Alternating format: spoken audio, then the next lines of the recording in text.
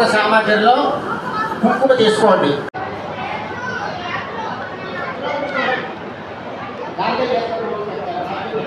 జై దుర్గా, జై జై దుర్గా. శ్రీ విజయదుర్గా నవరాత్రుల సందర్భంగా ఈరోజు రెండో రోజు అమ్మవారి అలంకరణ గాయత్రీ దేవిగా అలంకరించారు. కుంకుమ పూజలు నిర్వహించారు. జై భవాన్, జై జై భవాన్.